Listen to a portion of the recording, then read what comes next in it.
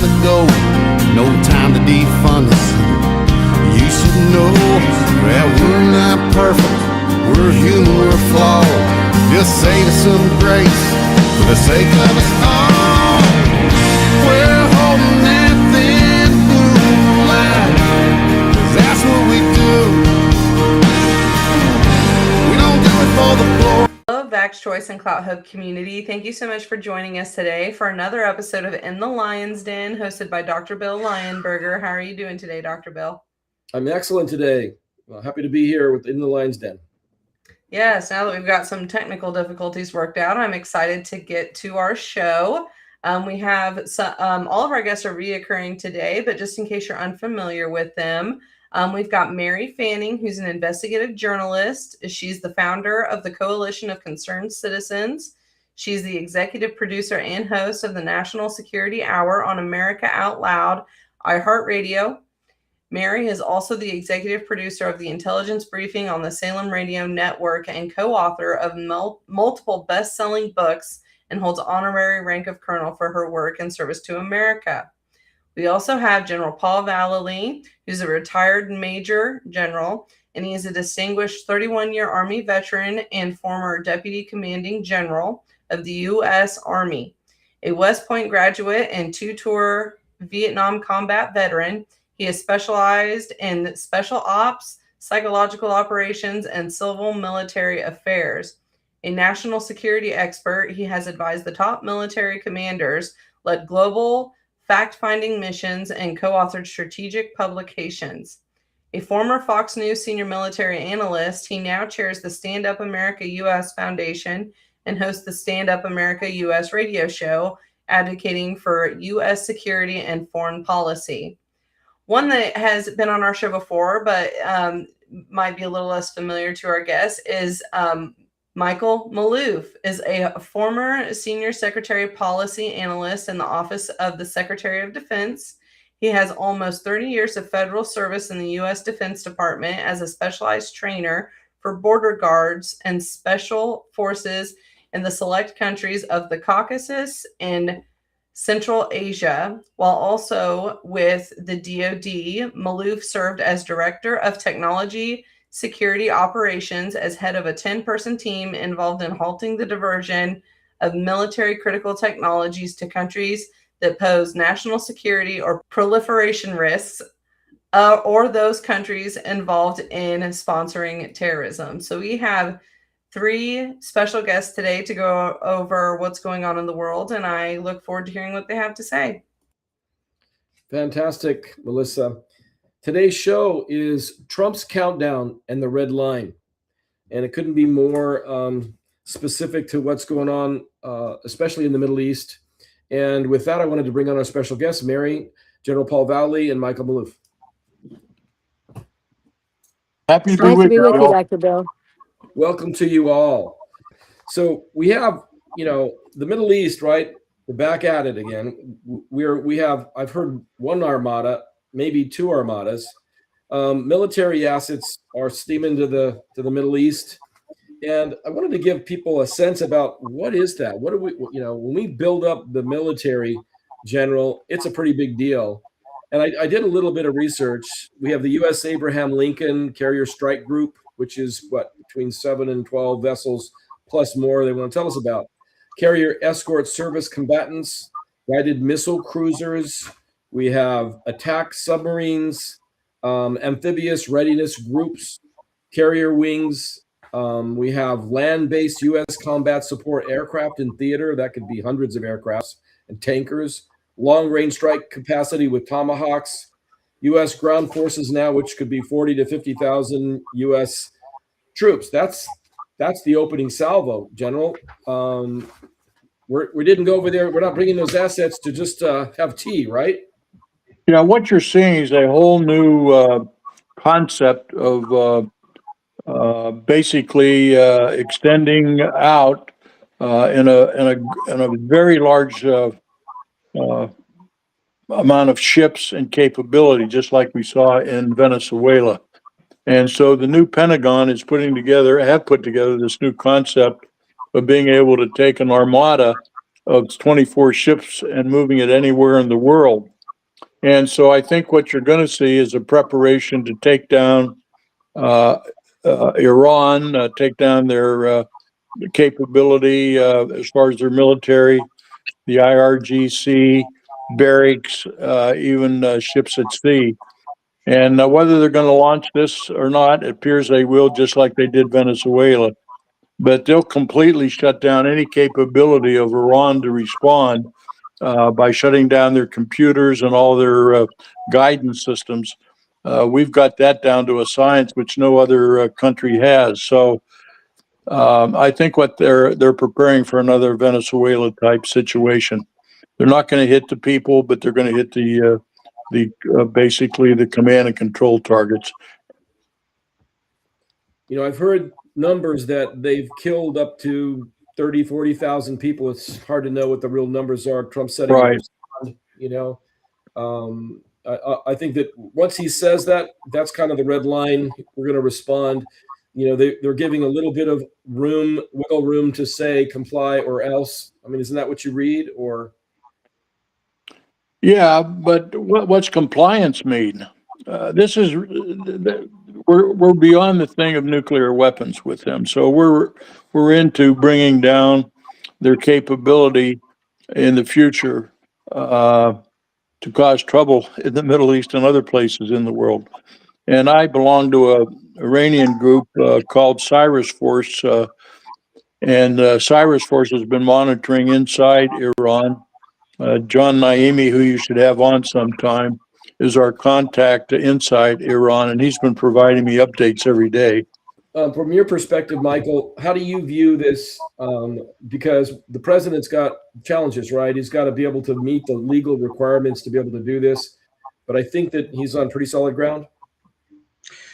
I think he's got issues with respect to how far he can go, will go, and also what does he do with the day after? I don't particularly see that there's any government in waiting. The opposition is not particularly crazy about Pahlavi, the prince. Pahlavi. Pahlavi, thank you. And I think the opposition itself that's outside the country has its own issues among itself. And I have not seen a united front there. And that's no way to conduct things. And frankly, I think if he does anything, it could lead to another Libya. And that's what I'm really concerned about. There will be a response. The Iranians do have a capability, and they can hit anything in that area, no matter what. And they could ultimately shut down the Straits of Hormuz, which will create major economic issues. So I think he's got to really think this thing through from a strategic, diplomatic standpoint. I think he's pushing. I think he's trying to leverage the leadership over there, and it's not clear whether Trump wants. It's not clear whether Trump wants regime change or whether he just wants them to stand down and come to an agreement. That's not clear. So and also there's the lack of trust on both sides. The Iranians don't trust the United States whatsoever to maintain any agreement, and they've seen how once agreements are reached, that the United States has a history of breaking those agreements. So there's this, and at the same time, while Trump is on the verge of creating a major problem with Iran, we got so many problems here at home. And I think if he does any attack on Iran, it's going to have a major political impact on him domestically, particularly as in the lead up to the midterm elections. And I think that these are considerations that must be weighed before he pulls any triggers. You know, as I looked at the legal footing, it seems like there's two areas that he has the legal footing if he makes that decision. And one is that we've been attacked and we're responding, And two is if we're responding to, let's say Israel, if they outright ask us to defend them, and we have the responsibility to do that as well, which are two areas that give him some limited time frame if he decides to go in that direction. Is that about right, General? Well, he's not rushing into this at all. I mean, we got to think of the thousands of people that have been killed by this regime. They're evil. Mike and I met some of the people when we were in Russia. Met some of the Iranians. Overall, they're very nice people. But it's the Islamic State. They're totally evil. And so you might say that Pahlavi, he seems to be the one out in front right now. But there's several groups outside Iran, but they haven't been able to come up with anybody other than Pahlavi.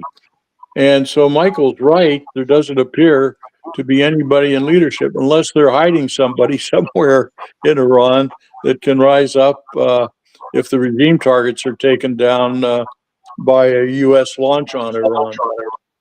So it's a difficult situation. I would just add that Pahlavi is not very popular with the Iranian people, according to my sources. That's correct, Michael. That's what I hear too. Even the Iranians in the United States, he's not very popular with. And he's and people, the Iranian people themselves remember his father. What his father did was Savak, and that's what actually created the '79 revolution. So he's not going to be the new savior by any means. Yeah, and you've got Michael, if I'm correct, 70% of the Iranians are under 35 years old. Yeah. And of course, they won't even recognize him, and they probably don't know about him other than what's been spread over there. But the young people are fed up with that regime over there. They want freedom. And of course, that's why Savak, I mean, and the forces over there, the security forces, just kill these people outright and jail them. But they're horrible people. But most of the Iranians are very good people. Now, you can understand, Iran is made up of 5 or 6 different ethnics. Okay, ethnic groups. And a lot of people don't realize that. The pure Persians are the smallest, and they're all located in Tehran for the most part. Anyhow. Well, you have Azerbaijanis up in the north, as you point out, and they have issues with the Iranians. But in terms of any legal basis for the U.S. to make any move, I don't think the Iranians will initiate any attacks. They're going to. No, I don't. Yeah, I don't think the legal part of it's not going to stop anything. No. And it's just not like it did. It's not going to give us any basis. If Trump wants to launch, he'll launch with our military, just like he did in Venezuela. Yeah, but I'm afraid that Iran is not going to be another Venezuela. That's the problem. No, but the understanding is with these new weapon systems, Mike, we can shut them down in 24 hours. They won't have a chance to respond at all. Well, it's my understanding that China has been shipping items into Iran in very recent weeks. Yeah. And some 5 major cargo aircraft from Russia are flying in on a daily basis into Tehran. So you have to wonder what's on it. If they're flying in these huge cargo planes, that would suggest to me maybe ground-to-air missiles, the new maybe S-400s, maybe even S-500s. We just don't know. At least I don't know. But I know our systems can jam them immediately. We're so sophisticated now above China and everybody else in our sophistication of this kind of cyber type of war. I mean, China's great at it, but our new weapon systems are unbelievable. We can sneak into a country where they won't even know we're coming other than when we hit. I think a lot of it's going to also depend upon which way not only the Iranian military leadership goes, but also the IRGC leadership. Right. The IRGC leadership reports directly to Khamenei, and that's to offset any potential of the Iranian military to try to undercut him. So, and they're more advanced in terms of weaponry and training than the actual Iranian military is. Frankly. Yeah, that's true. But of course, the IRGC headquarters and their locations are the top of the target list. Yeah, they'll be hit within 30 minutes. They won't know what's hitting them. If they're going to go in and do all of this razzmatazz and knock out everything and critical sites and nodes, what comes after? We can't put boots on the ground. No boots on the ground. And they have a lot of organization out there in Iran in the different cities and that. So they have a capability, but they don't want to show their hand at all because they know they'll get arrested and put to death. So it's hard to tell exactly the in-country capability, Michael, I think right now. And I don't know what the strength of it is or what they have is a phantom leadership over there, I'll call, because we don't know who they are. Well, I agree with you. And that's probably one reason why you're not seeing Trump move on this thing, because we just don't know. We don't have, and I understand that the Israeli intelligence is not the best on this right now. Everything has been, has gone quiet. And even the Israeli intelligence, Mossad, is having a hard time gathering information. So we don't know what their plans are or what their capabilities might be. And that's what's worrisome. And it should be of concern to Trump, and particularly should he decide to launch, what he does afterwards. And I'm just afraid that it could create problems throughout the entire region and create conditions like what we saw in Libya. And we have a history of that.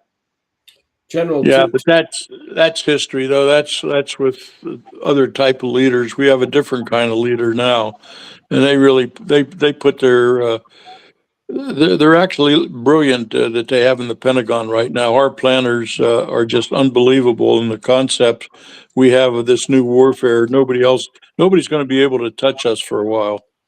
But if we could easily get so bogged down with a fight with Iran that we forget about the midterms and what he needs to do to lower the prices at home, and people are going to see that. And he doesn't have 4 years in which to operate. He has maybe less than one right now in order to get what he wants. Otherwise, if he loses the majority in the House, his term of office is basically done. The only way he's going to be able to rule is by executive order. Yeah, but you got to understand, he's smarter than any of them. This guy is absolutely brilliant with his staff that he has. There's never been anything like it in America. And it won't affect I don't think it'll affect our economy at all. We're doing so many great things in the economy right now that taking down Iran, I don't think will affect the Middle East or us. That's my own opinion, but who knows? I had a question, General, about weren't we attacked over there not too long ago, where Lee had done a lot of preparation and they tried to go and take out one of our flat top carriers. And to your point, didn't they shut it down in all kinds of ways in minutes, right? It was a very short. But that doesn't make any difference. That was then, this is now. We're in a whole different type of situation right now. None of the things in the past that you've seen make any difference to this new Armada configuration and our new plans of attack. There's nothing like it, believe me. We've never seen anything like this, nor has the world. General, tell me what you think about, everyone thought that Trump was going to go in a week ago. And was that a plan of action to act like we were going in, that they started moving missiles, et cetera, and moving money out of the country? Did he play them? He could have. I mean, it's the art of the deal, and he's the expert in the world. He's mama daddy in the world. He's the new Sun Tzu. And he doesn't play his cards ahead of time. The guy's absolutely brilliant. I mean, whatever you think of him, he's absolutely brilliant. And Raisin Kane, who heads up our Joint Chiefs of Staff, is a brilliant tactician. And anyhow, it's a whole different ball game today. You can't take anything in the past as any reflection of what's going to happen. No, but people should also keep in mind that with Obama's JCPOA deal, he and Biden were funding Iran and their terrorists. Sure they were, yeah. Yeah. But When have you anyhow, ever seen that before? they have the biggest internal problems than they've ever had right now. So I don't know. Somehow the mullahs have got to move on, go down the well of the 10 or whatever they call the well. I can't remember. Well, Michael probably knows that better than I do. Oh God. You know, I noticed that the people over in Qatar didn't want to let us use their air bases and are kind of on the not wanting to support or help us here. What's the advantage to them to not helping us, or what do you think that's about? Nothing. They'll help us. Yeah, nothing. We have 2 bases there. Yeah, we got 2 solid bases. Yeah, plus the Armada. Okay. So The whole globe has a new daddy. Yeah, new daddy in town. So it's a military pressure campaign, maybe to negotiate what, Maloof, Michael? I'm sorry? So it's a military pressure campaign to the maximum that they've never seen. They don't even have an idea really of what all the capabilities are. You know, I mean, other than literally self-annihilation, why would they not negotiate? I mean, they're facing, you know, literally, if we shut down their military capability and degrade it to a point where they can't really fight back, then you open the door for whoever the new person or persons might be to run the country, if that's the direction we go in, right? Is that the point, degrade them to do that, or what do you think? Well, I think you make a number of assumptions there that we can knock out all of their capabilities. I question that. Okay. That's number one. But number two, I think that if there is an attack, they're going to be into it for the survival of the regime itself. And that means they're going to go to any extent, including, and you got to watch out for this, the possibility of him asking all the Shia in the region to rise up and attack Israel. And that's a possibility. And there are millions of Shia Islamists who are in that region, from Pakistan to Afghanistan to Syria, who could rally. And one other thing too is people are still perplexed on how the Yemenis could fire ballistic missiles at our ships, even though we were pounding them, and yet they could turn right around and still launch missiles. And so that's where I think we've got to be careful. Even the Yemenis will probably respond as well should Iran be attacked directly. Also, the allies, our Arab allies, are saying, look, don't, because all the bases that would be attacked are in our country. And Iran has already threatened to hit those bases should there be a U.S. attack. That will then cause a regional conflict. It won't be limited just to Iran.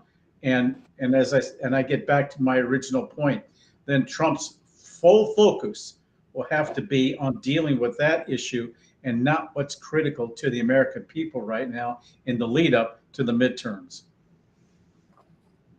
You know, and the lead up to the midterms has got to also include no stolen elections, right? Yep. Which is what I think that is also underway, Mary. And the Democrats are hot to trot right now, and they're winning all of these smaller elections all of a sudden. I mean, look what happened here in Virginia. We got and Texas. I mean, it defies logic. How can she talk about affordability, and then now she's announcing that she supports the raising taxes, and the state legislature is doing that as well. I mean, and yet people still vote for these Democrats.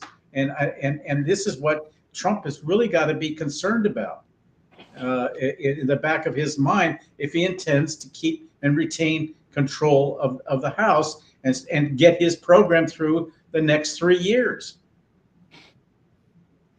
Well, Spanberger was agency, and everything that she has That done doesn't is matter. exactly the opposite of, well, it does, because she's standing with the deep state.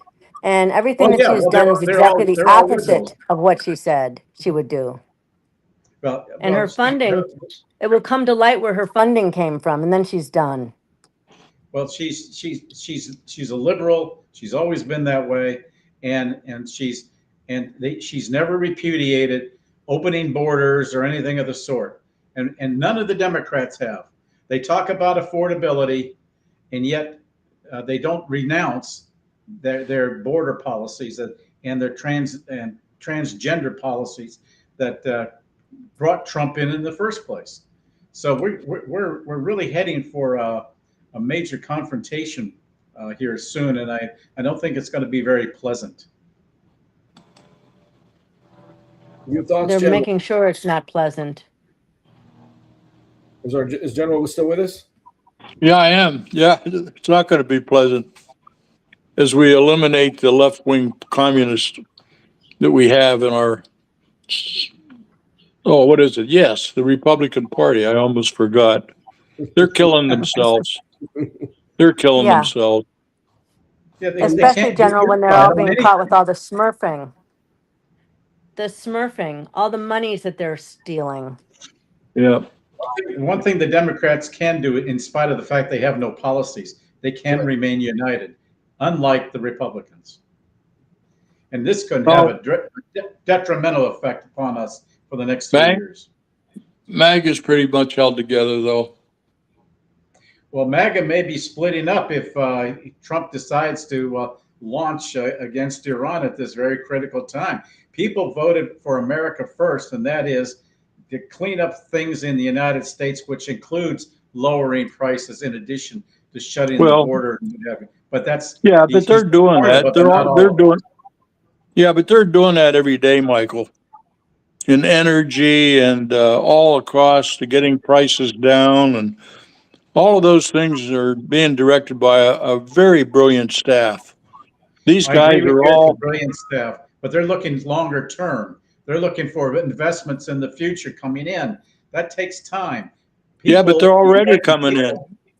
They're already coming in. I know it, but the American people want to see action now, and the 10 cents, 15 cents off of gasoline is nothing compared to what the prices were in his first administration.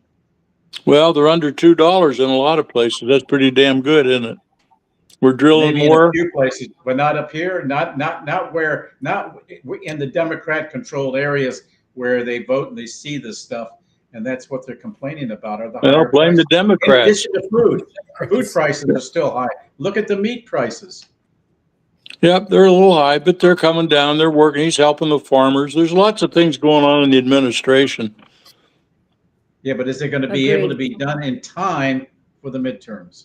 That's the question. No. Some of these things are 1 to 2 years. A lot of things happening in this term. I think we're going to control. We're going to control the midterms. I think it's going to be very positive for the Republicans.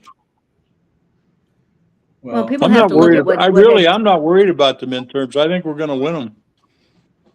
But what the Dems had been doing, getting our adversaries all united against us, we were in a position that our national security was at risk.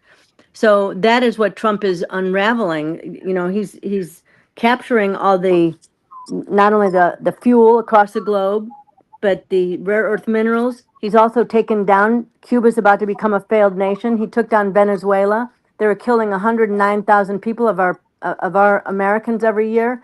The Chinese had their biolabs across our country. We don't know how many that are still here. And Obama and Biden are the ones that funded the terrorists in the Middle East with their JCPOA deal, working with Iran, working with and in service to Iran. Well, it's going to be very interesting, gang. That's for sure. Every day, something comes out of the White House. So we're Trump is simultaneously, with his growing team handling major things. I mean, the Ukrainian situation isn't his situation, but he inherited the situation, which is kind of a short segue, because that hasn't gone away.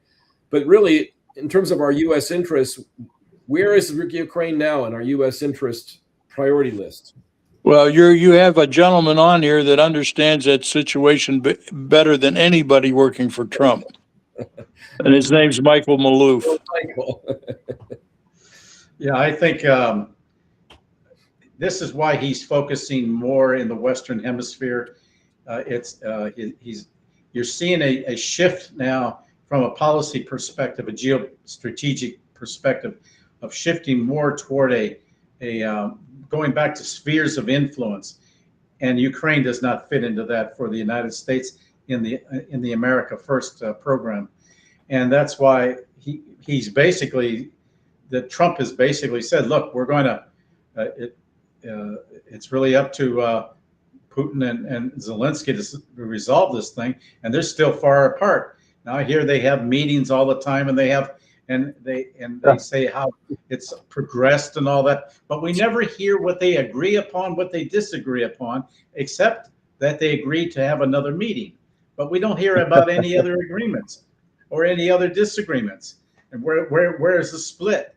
And as a consequence, because Zelensky is still holding out, Putin just today launched about 500 drones into Ukraine again. So he's sending another message that he wants this resolved. And what's going to happen is that they're going to just take back more territory. The Russians will take back more territory, and Zelensky is going to lose out all over. He's going to lose everything. I think he'll go. I think ultimately Russia will go as far as to take Odessa and east and up to the Dnieper and Kherson. But I don't see him wanting to take the rest of Ukraine in the west. He's going to leave that to the Poles, to the Lithuanians, and the others who have their eye on splitting it up, because they have their own speakers in the western part of Ukraine. Ukraine is a manufactured country that didn't even exist in 1905. I saw that the Ukraine, Zelensky had sent over more drones and taken out actually some of the civilian population. Is that like Yes. a plan to try to take out, and derail the talks? Maybe. I mean, who knows, right? Well, he's listening to the Europeans, who keep promising him backing, but but with what? Look at the European situation. Look at their industries. They're not into a wartime production capability. They cannot sustain wartime production to continue to assist Zelensky, and yet the Europeans expect that the United States is going to back the Europeans. No, not under Trump. That's not going to happen. Trump is charging full price for any weapons that they might buy. I don't see how they can sustain it when the UK is robbing the pension funds and what have you to get money to send to Ukraine. The leadership in Germany, UK, and France are on very thin ice when it comes to their own electorate, and I think we may see some real internal combustion here in those countries very, very soon, because the people are just going to rebel. They don't want this war, and look at the energy costs. They were getting cheap energy from Russia. Even the Germans are saying maybe we need to go back to get cheap energy, because the United States charges us sky high prices for liquefied natural gas. But energy is what they need. They are a net importing country of energy, but yet they cannot. They don't have. They're looking for alternative sources, but it's sky high. The prices are sky high, and their industries require it, of course. And these countries are net exporting countries, so they need markets in order to sell. So where are they going to be looking? like Canada just announced, they're going to start looking to China, and that's going to pull the Europeans further and further away from the United States. And I think it could be the beginning of the end of NATO. You know, the EU is I broke, think, right? I And the think they want United NATO Nations, to Mike. end. Yeah, they What's want that? the end of NATO. Why should we continue to fund this? We get nothing from them.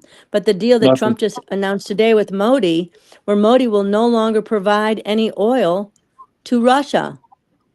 And Trump No, he's not removed going to their, buy oil. He was buying oil from Russia, but he will still continue buying it. Don't worry. There's a black market. behind the scenes. Oh, right. Well, Yes.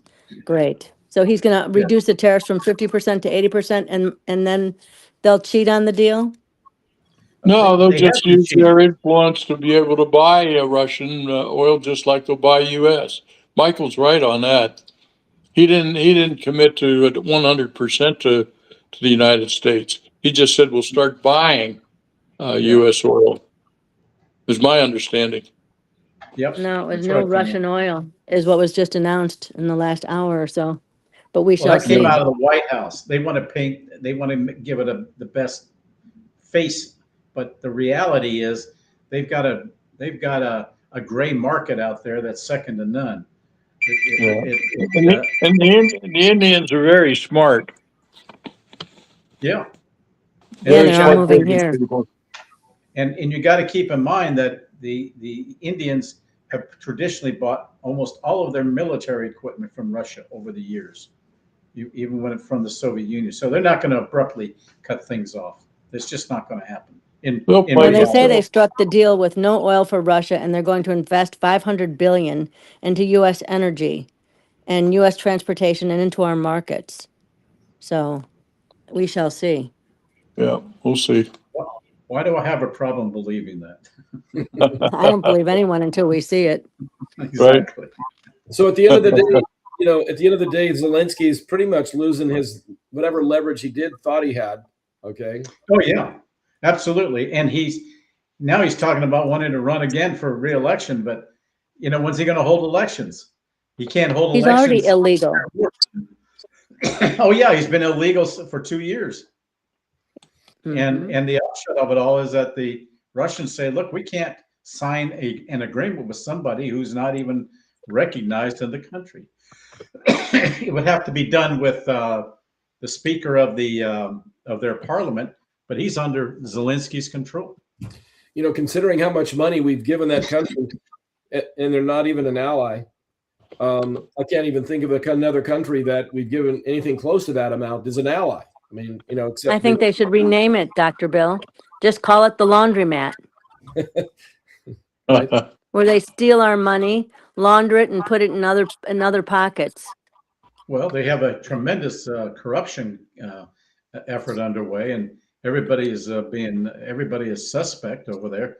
I mean, how does Zelensky's wife buy Porsches and Lamborghinis and a mansion in Italy on his And a salary? mansion from the king of I mean, yeah. where does that come from? Where does that money come from? It's all It unaccounted comes for. from U.S. tax dollars. That's You exactly got that right. That's right. That's what happened. Interesting world we're living in, that's for sure. Yeah, we're funding our own demise. I wanted to go around the room and just get into the crystal ball as we're getting closer to the end of the show. But, give us your quick read on where we go in Iran, where we go with Ukraine, just those two areas. Quick, read on both directions. Where do we go from here? What do you see? And start maybe with the general. Yeah, I think we're positioning to take out regime targets in Iran probably within a week or 10 days. I think that will happen. Hopefully, some of the other things around the world we're looking at of rebuilding, the Western Hemisphere, where we have no communists and we have basically no Islamic influence. So this Western Hemisphere is a very interesting thing to continue to watch. Okay. Mary, your thoughts? I think that as we watch what's taking place in Iran, and at the same time what Tulsi Gabbard is exposing on Obama, Brennan, and others, that they are all one in the same story. Obama with his JCPOA deal, lying about who killed our people in Benghazi when he knew it was Soleimani, when he laundered part of that $400 billion back into his own pockets, when he was running the Russia collusion operation, and now, you know, when we actually have Mike Morrell and Brennan's emails exposed saying, we'll take down Trump and we'll take down America. I have never seen anything so breathtaking as that one email, and I cannot wait until there are consequences. Okay, Michael. We need to see some people in custody, in jail. As far as I see, I don't think Trump is going to pull the trigger on Iran. I think he's leveraging, and he's playing strong arm tactics. It's a very serious game that is going on right now, and he's trying to leverage them. But I don't think, and I think he's going to be mindful of what the repercussions could be should Iran have that ability to respond one way or the other and attack bases in the Arab countries who are deathly afraid of any conflict breaking out. And it will absolutely nullify anything he's done in Gaza because the region then becomes swamped in conflict. That's the strong possibility. And the Iranians have an ability to fight back. They've got in Bandar Abbas and all those areas, they can easily shut down the Straits of Hormuz, which will have an overnight economic effect of almost disaster, of a depression throughout the world. In terms of Ukraine, if Zelensky does not come around quickly, he's just going to Trump will just let Putin do his thing. That's the only. I don't see any other way out of it. And Zelensky's going to have to sue for peace. He's going to have to somehow try to sit down and negotiate. And the minute he does, he's a dead man, literally. Yeah. So he's got his own disaster. I think it's significant also that Trump this past week tweeted about hammer and scorecard. The first time he has come out and actually mentioned that. And at the same time calling Obama a Manchurian, both of which are true. And I think that is significant, and it will have ramifications that we cannot imagine. Well, in that connection, Mary, I really think Trump needs to really keep an eye on the midterms. That could really play a major impact on his administration. Pardon? Trump has a plan every day on the midterms, and that's why they're scheduling him to go out and actually go to locations like he did last week in where was it? No, out west. Iowa. Yeah, Iowa. Yeah. So I think, Mike, you're going to see more of those things. You're going to get really involved in the midterms. Rally the base, right? Yep, exactly. We'll try to, because he's not on the ballot. I mean, that's the only reason people come out, because he was on the ballot. Well, by him going out, though, puts them on their ballot. So that's their. That's the hope. And also him and Tulsi. General, don't you think Tulsi going into Georgia and getting the data of the stolen 2020 election is also very important? It's significant to show that they stole. Yeah. Yeah, I don't know what's going to end up on that. Yeah. But the Democrats don't care. Jesus, they don't care about people or anything. They just care about filling their pockets, like even a lot of the Republicans. Trump understands all that. That's why he's rolling over them. He doesn't care what they think. He does what he thinks You never best. heard the Democrats. Where were the Democrats when all these women, American women, were raped and murdered by these illegal They don't care, Mary. aliens? They don't care, Mary. They don't give a damn They're about soulless creatures. They're evil people. I wanted to switch over and take some questions, do some Q&A here at getting to the end of the show. Melissa, are you there? Yeah, sorry, Dr. Bill, there's a delay over here on my end, but yes, I do have a question. One of them being, we General, this might be a good question for you specifically since it involves psyops. How do we know that the stuff that we're seeing in the headlines about Iran isn't just a propaganda psyop against the American people to want to go to war with Iran? We've seen it historically in the past. One thing that my husband keeps saying is we need to fight in Iran because they're killing protesters. And I'm like, okay, but if somebody wanted to slap together an article about America that could say, ICE agents killing protesters, we know that it's deeper than that, but a lot of people don't do deeper surface researching where they read the headline and then that's gospel. They don't even bother to look up corrections or anything like that. So how do we know that most of the stuff that we're hearing about Iran isn't just a psyop against us to want to go to war?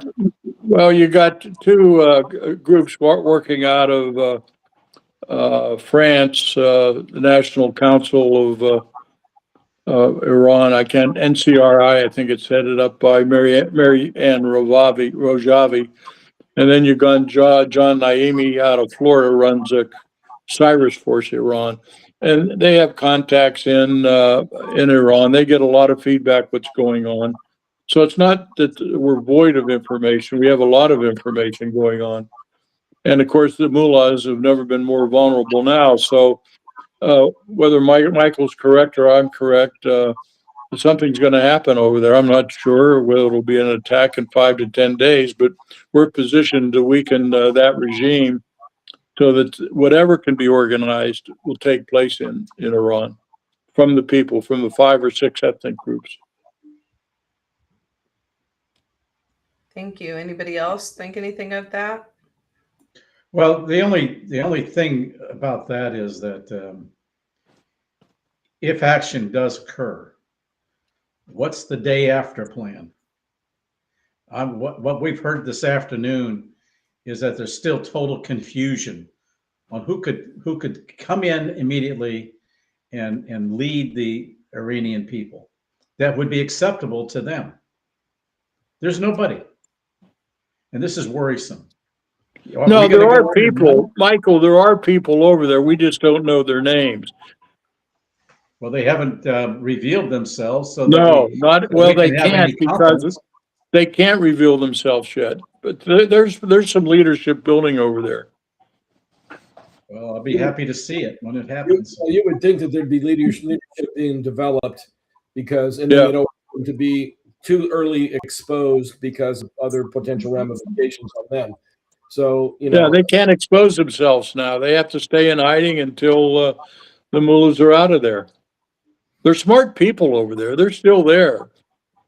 Well, yeah, the Iranian people are very smart. Yeah. It's just who will they accept? Well, we don't know, but we just don't know, and we shouldn't know. They don't want to expose themselves. Did you have one final question, Melissa? Yes. For people who maybe are discouraged with, Trump, because me personally, I'm not seeing any prices lightening up anytime soon, or haven't yet anyways. What is some progress that Trump is making that isn't just that isn't at the grocery store, but in other areas? Peace and prosperity. I could name about 10 areas. Yeah, many. Please. Peace and prosperity. Bringing back jobs, means of production to the United States. Oil. Jobs, factories being built. Taking down money coming in by the Venezuela. Energy. The cartels. My God, yeah. China. I live in Montana. I'm just happy the prices we have. We're very good out here in Montana. Not so good in New York. The tariffs that they put on the rest of the world. I'm in Kansas, and I'm really not seeing anything in the sense of, getting more affordable living or anything like that yet. Well, it's coming. It takes time. It takes time. Yes, I'm curious to see how taxes go this year. I'm excited about the $50,000. It's in the Trump accounts for my son. That'll be something. You don't see anything that's higher, do you? You don't see any higher prices, do you? No. I would say gas is probably the biggest thing I've noticed. I think that's lower for sure. I think home prices are going to be something in terms of affordability for home buyers. They don't. they're working on the it. interest rates are still far too high. Yeah, He's they're getting rid of working on it. Jerome Powell. And the fact that they raided his home and what they caught Jerome Powell doing at the Federal Reserve, things are going to turn around in a hurry. This first year has been, the amount of things that Trump has done across the globe and in this country is breathtaking. It is amazing. One might have thought that they had cloned General Patton and he was back times 10. Okay, I gotta go, guys. I gotta sign off. I have another meeting, but thank you, Bill, for the invitation again and joining Mary and Mike, two of my favorite people. Thank you, General. Thank you, General. Okay, God bless take you. care. I think that that's a really good place to end the show because, talking about the positive things that have gone on, and we've talked about wars and conflict and what's going to happen. But at the end of the day, I mean, a tremendous amount has gone on in a year, so much more than people probably recognize. And you guys are just basically touching on some of it. But one final word for each of you on it. The communist Well, Dems are on the loose. And the American people have to stand shoulder to shoulder to put these people down, close them down. No, I think Trump needs to maintain his continuing home front programs and be very focused in carrying them out and fulfilling his promises. And this is what people want. And yeah, some of the items he has in play right now are longer term, and hopefully we'll begin to see some results beginning to come about in the beginning of this year and into the first and second quarters. So I'm hopeful in that regard, as long as we can steer away from conflicts. The troubling thing is that Trump has threatened military action in at least a half a dozen places in the last 2 months, and that rattles markets, that rattles people's and investors' sense of stability and confidence. And he's got to again focus on focus on trying to shore things up here at home. Yeah, I understand that the carrot and the stick approach that he's taking, the peace through strength to leverage these countries, but there are some countries out there that are going to call his bluff, and that's what I'm concerned about. Iran is not Venezuela. I just want to say that, leave it at that. Fantastic. Well, I want to thank both of you again today for coming onto the show in the Lion's Den. It's been a lively conversation all the way around. Thank you, Michael. Thank you, Mary. Thank you. And, have a great rest of your day. You too. Thank you. Thank you. Blue lights and sirens, yeah, it's time to go. No time to defund us. You should know that we're not perfect. We're human, we're flawed. Just say to some grace for the sake of us all.